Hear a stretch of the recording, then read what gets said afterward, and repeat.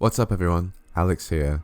We can have a look at Anbernic's newest handheld today, which is the Plus model of the RG35XX, and I gotta say it's a pretty damn good looking one, especially in this transparent black shell. The buttons feel nice. I find the D-pad to be a little stiff, but that's probably a good thing. Just wanted to show that when I shake it, there is a little bit of a rattle as if you got a little box of candy. When I did that with the Miyoo Mini Plus, I didn't really notice that. Here we got the plus minus buttons for the volume on the side. We have an HDMI out at the top so you can connect that to your TV. On the other side, power button, reset, and 2 SD card slots. I think you can change between them or something like that. The bottom here, USB charge and a audio jack for your headphones. So, it also has this cool little cover on the back with a screw, so you can't accidentally lose that cover, and it seems that you can replace the battery. The triggers on the back are kind of clicky. They do feel pretty good actually.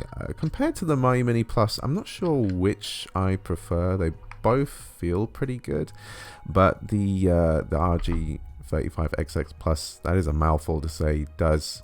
It just feels very comfortable. It's a little bit larger. Quite like that transition of the other Miyoo's coming in there. Thought I'd compare the sizes here. We have the original Miyoo, then the Plus of the RG35XX, and the Miyoo Mini Plus.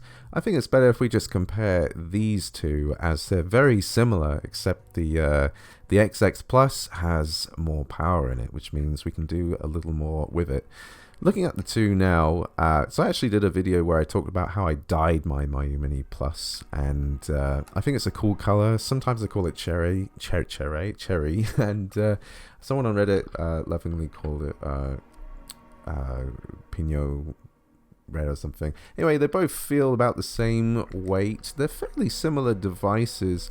I think if you had to choose one or the other, you're not going to notice like too many differences. I do notice here on the 35XX though, the system and start and select buttons are a little bigger and they stick out a little more. I kind of like that a bit more, but yeah, they're very similar devices. It's not sure what I would say is better in terms of like build, but either way we can have a look at the XX Plus here. We start it up and well, what you get is like the original OS that this device has.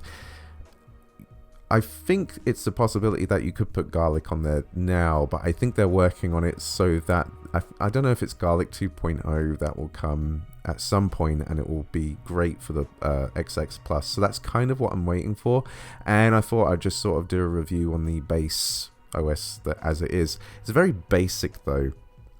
I find this to be somewhat of a downside to this device as compared to Onion on the Miyoo Mini, which is really nice to use. Yeah, and then also the way like these emulators are set up. I'm going to be talking about that as we go from game to game. The brightness is decent here. It has very like basic features. You can see that the D-pad angles are pretty good too. It's quite hard to do accidental lefts and rights when you're like holding up and down, but yeah, all those buttons are responsive. Quite like those face buttons. I think they look really nice as well. There's dark black buttons with colored text, and this whole device is using RetroArch, except for Drastic. Actually, Nintendo DS is using Drastic, and you can set this up Wi-Fi. You can use Bluetooth controllers as well, so when you connect the device to a TV or something, you can actually you don't have to use a device to play it. You can connect several Bluetooth controllers to this, and there's just a little bit of customization you can do here on here, so some different buttons and backgrounds. It is kind of sad there's only like 4 backgrounds. I actually went into the SD card and see what I could mess around with, and I couldn't find anywhere to change button sounds or icons.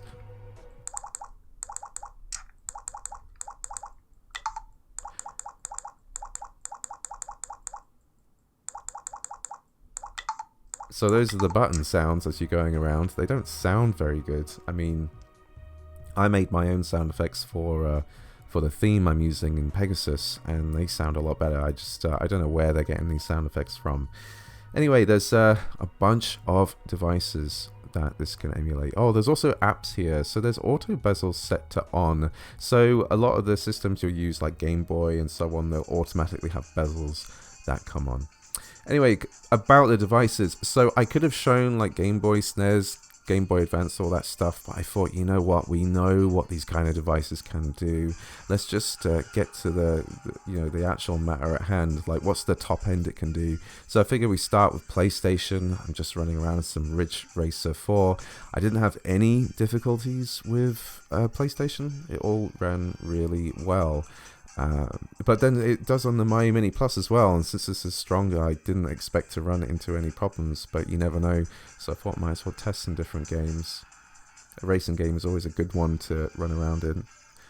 A little bit of Resident Evil. I wish I got some more footage here, but I wouldn't expect any more problems. I mean, it's all pre-rendered backgrounds and 3D models.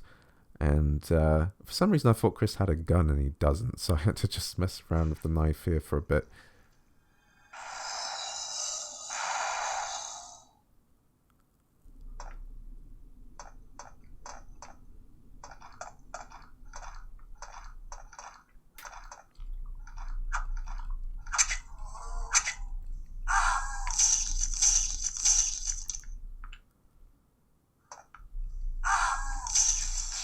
And a little bit of Tekken. The buttons were quite responsive. I've tested a few fighting games. We'll check those out on the Dreamcast as well. Yeah, it felt very nice to play. I think that the device being slightly larger, when I was doing the comparisons of the Miyoo Mini with this, when you see that this is a little bit bigger, and you only look at these devices, you think, oh damn, that device is a fair bit bigger. It's really not. It's still a very small device. I think the size of it is really good. I'm actually a big fan of the Mini Plus over the Mini. Maybe it's because I've got bigger hands, but I just genuinely find it more comfortable. And yeah, I found fighting games to be pretty fun to play on this. And PlayStation 1 games, I think anything you think about you might play on PS1, it's going to work really well on this.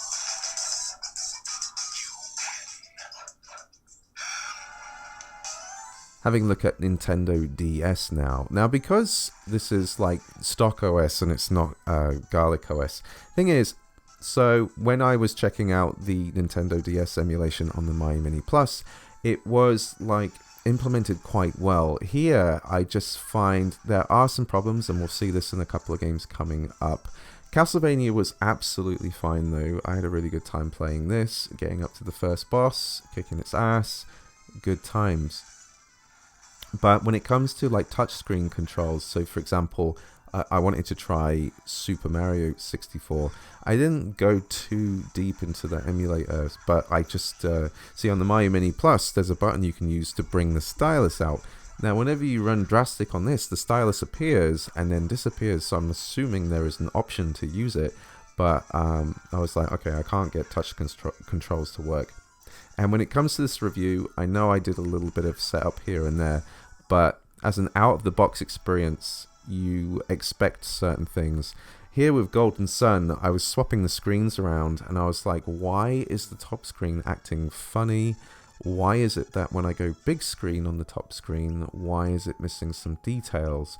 It was a bit confusing, but I just played the starting section here on Golden Sun, which I did on the Miyoo Mini Plus, and that had a lot of performance problems. It was fairly slow here and there.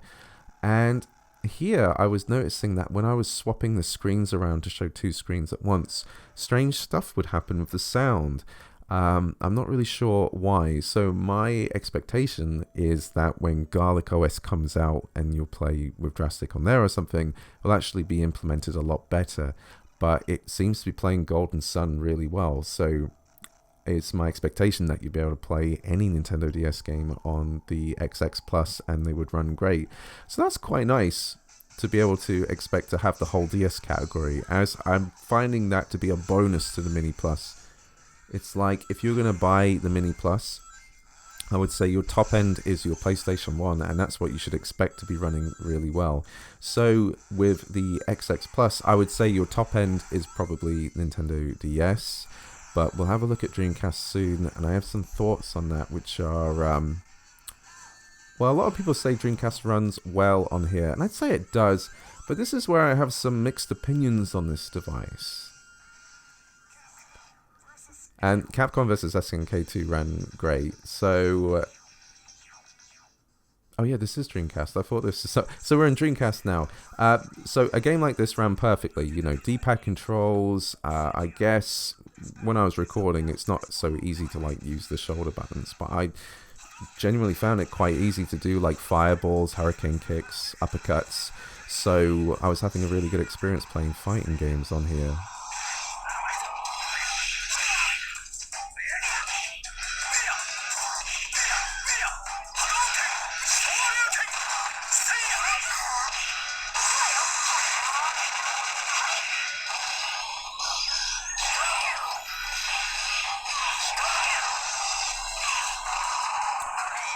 Now we're going to have a look at Crazy Taxi. So this is the first 3D game we're going to have a look at on the Dreamcast. And luckily here, we are driving with the D-pad. I can't actually remember if D-pad was like originally what you'd use to drive as well as the stick, but you know, it is what it is. And this is when I was looking at the game and going, you know what, it's a little bit blurry, and I wasn't a real big fan of that. I think it's originally at 240, and I want to bump it up to 480 here, but something's going on with the screen, and I had a look at the options, and I couldn't quite figure out why that was happening. Again, this is an expectation I hope to fix with Garlic OS, like Garlic OS comes, and then maybe this isn't a problem. But the point I wanted to get into is that this device can do Dreamcast, and it can definitely do it at 240, but I don't think it looks that great at 240. With the screen we have, it's a lot better at 480, so I'm really curious how much of this library can be played at 480. Because if I'm going to play Dreamcast on here, I want it to look a bit better than 240. I want it to be a little crisper, a little sharper. And that's only like half the problem. When we get to Jet Set Radio and so on, I'll go into some other topics. But it is quite impressive to see it play as it is. You know, if you just want to pull this out your pocket and play some Crazy Taxi, you can do that. So if you're not bothered by resolution, that's really cool.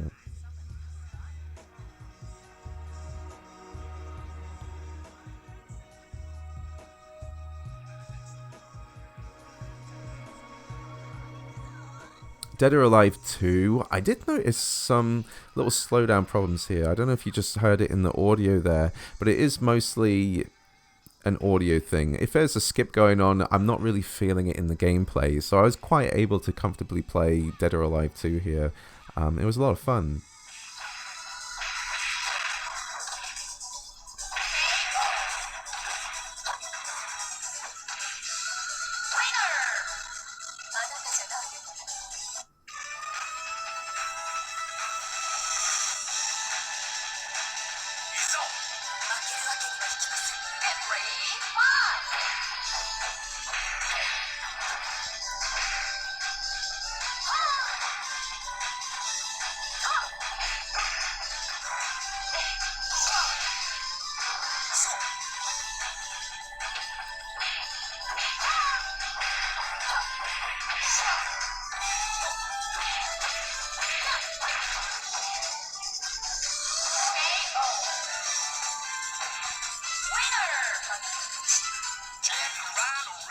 Now we get onto Jet Grind Radio, or Jet Set Radio, and being the absolute Chad I am double checking that the volume is 100% because it has a banging soundtrack.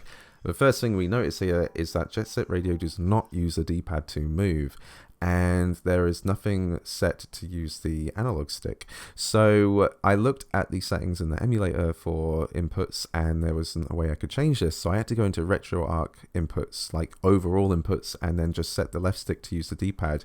So actually right now it's currently, when I'm using the D-pad right now, it's doing both D-pad and analog movements, which will be a problem for example, a PSP game. So I had to configure that. So out of the box, there are going to be some Dreamcast games you can't play. So, I mean, it's no big deal to set the inputs, but like I said, there is a conflict with that. You may have to keep changing that. So hopefully that's another thing Garlic might fix. But then we get here where I have to do these spray tag motions, and I only just thought of this. Maybe I should have unmapped the D-pad to double check this, but I was trying to do an up-down motion and I couldn't do it. I wasn't able to play this game. So I did think to myself, like, maybe when I've set it to the stick, it is like a full like digital movement, like 0 and 1. So it goes from center to up, and it's not doing the fluid motion that Jet Set Radio needs. So at that point, I just basically had to say, like, hey, I can't play Jet Set Radio on this device. And I don't know if there's any other games that require that kind of like fluid movement. And again, maybe I screwed up. Maybe I should have taken away the input binds for the D-pad. But here I'm playing Phantasy Star, and just warning, I don't know if you ever tried to emulate Phantasy Star, but sometimes it asks you to input like a serial and another code, which is easily found online. It was annoying. I don't know if I have to put that code in every time, but yeah. So I have the inputs binded like this. I've played these games sequentially, so after I checked out Jet Set Radio, I checked out this. I'm able to run around and use the D-pad as if it was a stick. Having Phantasy Star in your pocket like that, it's really cool. It's a very addictive game. And then obviously I have to check Sonic Adventure 2, and I think this game is like a curse for me, because whenever I try and get footage of this game for this channel, I absolutely suck at it. Either I just feel like Sonic's not going very fast, or he's just acting weird. But played the whole of level 1 and there wasn't any dips, and wasn't getting any conflicts between the D-pad and the stick. So yeah, it was running great. So I should probably get into the conflict I have with Dreamcast on this device. So first one was the resolution, but two, this is clearly a device that doesn't have a joystick. So you sort of already out of the box got a compromised experience. Like, it is not like the Dreamcast you remember, because you're going to have to use the D-pad for the stick. So, you know, it has the power to do it, but if you're going to buy this for Dreamcast and then PSP, which we'll look into soon, I don't know. And then the prices between this and the Miyoo Mini Plus aren't actually that much. Like, this is a little bit more expensive, and I don't know what the stock is like for the Miyoo Mini Plus now, but like, I ordered the XX Plus from the Ambernick website. It was super easy. I got it within a week, I guess. I can't remember. I ordered it basically when they first let you do so. So I got it very quickly. So if it's still the case that the XX Plus is a more reliable handheld to buy and receive, I would probably choose this over the Plus, especially because, like, with the original XX, I didn't like any of the shells for that. I thought they were ugly. Also here, so there are bezels for the PSP, but I just want to point out that the bezels that it comes out of the box look horrible. I hated them. So I quickly changed that up and added some new bezels. Just something simple. Testing out Outrun here. This is like a go-to classic on the PSP, and it has problems. Basically, as soon as we start seeing other cars, it slows down. So another thing about this, you get an SD card with the XX Plus. So this is the 64GB SD card model, and you do get some games with it. With the higher end consoles, not that many. It's kind of a weird selection. With PSP, it was only like a few games, I think. But what I did is I actually just deleted some of those games and just threw on some of my own.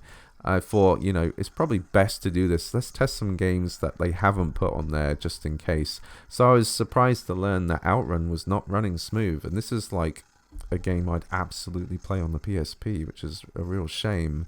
So yeah, you would not get this game on your SD card. So if you're expecting to buy this device and just play games out of the box, they don't actually give you that many for the higher ends. I think the Dreamcast had like less than 30 or something, but at least they were CHD compressed files. There was Castlevania, the 2D remake one, and that was running well. I played like a little bit of that, and that seemed to run fine. And then I thought, hey, how about another 2.5D platformer? So I put Ghouls and Ghosts on here. I've also got all my save data, so I chucked that on and thought, right, let's go check out, say, this floating platform level. Let's see what the inputs are like, and let's see if it's smooth. And dude, like level 1 runs fine. This level does not. This level runs bad. And I think it's around this point that I said to myself, I'm just not going to test any more PSP, because if these two games are not running well, I'm not going to, like, you know, try and find the good ones. I just think this is not a great device to play PSP on. But this is Quake, and this is a port, so this actually comes on the SD card. So there's a bunch of games that are ported that can work in RetroArch, and I thought, yeah, I'll give Quake a go, and it's running very smoothly. And it is quite intuitive to play with the L and R buttons as well. But because I was recording and holding it funny, I do actually, I was playing a lot worse than this. There's a bunch of cut footage, but the ports that it does have, it's like, oh, that's a pretty cool selection. It is really cool that devices like these can get different ports of like games that shouldn't be working on devices like this, and yet they are. So it's nice to have that kind of catalog. There's a lot of different consoles you can play on here, lots of retro stuff. But yeah, that was my review of the XX Plus. It's interesting. For me, it's a case of like, do you want a Miyoo Mini Plus or do you want an XX Plus, and which one can you get? Maybe I'd lean to the 35XX Plus, but I honestly think that if you want like truly good performance out of this, wait for Garlic to be finished. If you like this video, please give it a like, subscribe, tap that bell icon. I'll see you in the next video. Thank you very much. Goodbye.